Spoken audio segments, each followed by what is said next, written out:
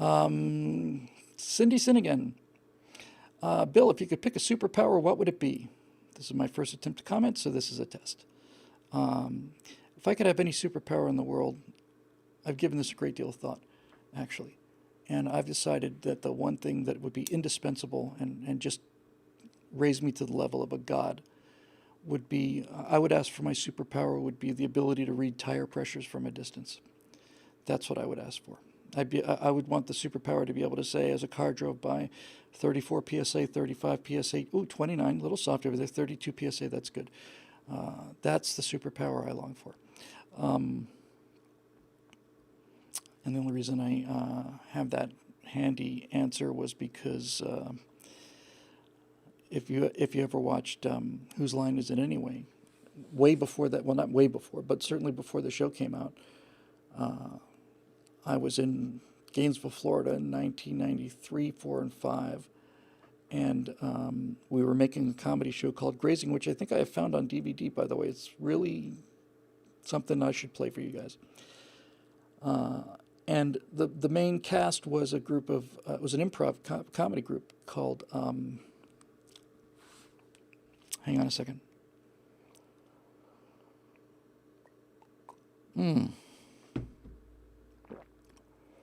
It was a typical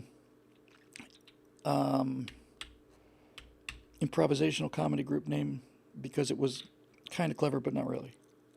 Carnival Knowledge. Carnival Knowledge. And then when I got to know these guys and work with them, I got a chance to do a couple of, rehearsals with them, not on stage, but just rehearsals. And that was about the most fun I can remember having in quite a long time. Being in a comedy, an improv comedy company, is just genuinely a blast. And one of the games that you probably might have seen if you're a fan of Whose Line Is It Anyway is Superheroes.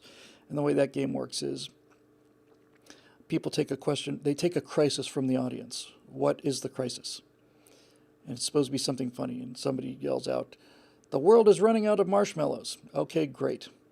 So the guy who's the kind of the MC says, all right, the problem is the world is running out of marshmallows, and he points to the first of these improv guys, and he says,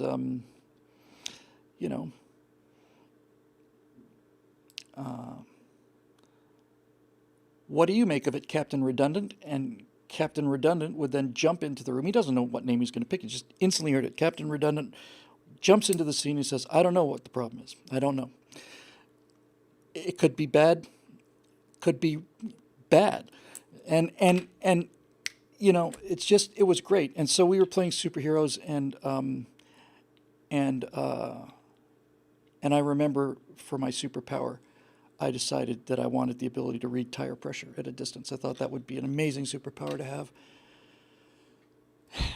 And then, of course, you have to introduce the next superhero. So somebody would call you something, and you'd tell them what your superpowers were, and then it's time to bring in the next guy, and you would have to go. And then the guy would jump in, like superhero landing, and I'd say, "Thank God you're here, Scarlet Pedophile." And now this guy, who didn't have any idea what he was going to do, now he's the Scarlet Pedophile, which is very, very funny, I think. Anyway, a lot of fun, and just from the inside, to the small degree that I've worked and done comedies with this kind of thing.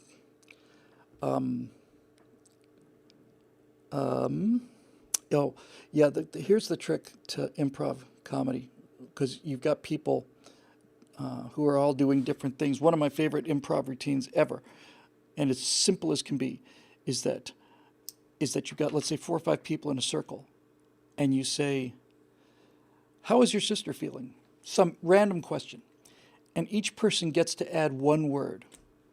"My sister is feeling considerably," and it's just like you're playing a game of hacky sack. It's just like, how long can we run this sentence and have it still be a sentence? Really fun. But the key to improv is, and this is really not, most people don't realize this, I think. There's only one rule in improv comedy. And that rule is you can never, ever go against the direction that the ball is rolling. You got to roll with the ball. You can move it into different directions, but if somebody goes scarlet pedophile, you can't not accept that. You cannot ever go backwards. All of this stuff is happening spontaneously, and it's creating things in all these situations, and you can't just go, no. You've got to go in the same direction with it, and then to the degree that you can add something, push it around in a new direction, that's great. But you can't ever just plain drop the ball like that.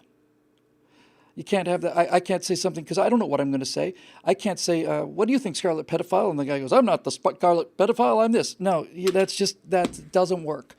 Doesn't work. You got to play along, man. And if you want to turn it into something else, then you can say, I used to be, or my cousin is, or whatever you want to do. Okay, let's see, moving on.